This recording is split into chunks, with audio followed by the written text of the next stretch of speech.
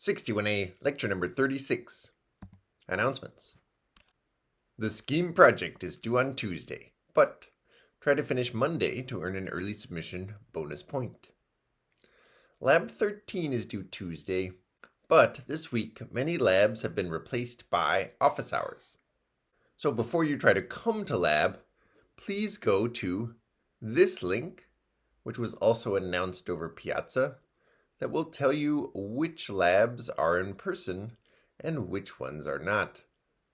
You can come to lab this week to work on the lab, or also to get a little bit of extra help on your SCHEME project. Most labs will be run as office hours, whether they are in person or remote.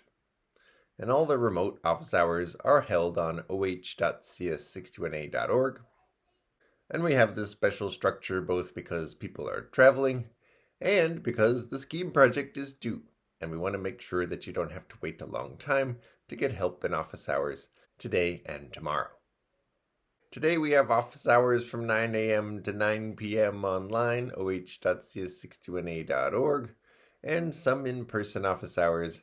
Take a look at this spreadsheet to see exactly who's going to be holding office hours when.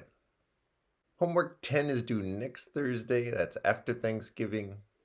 The completely optional SCHEME Recursive Art Contest entries are due Monday. If you'd like to participate in the project showcase, where you show off some work that you've been doing independently, please fill out the participation form by next Wednesday.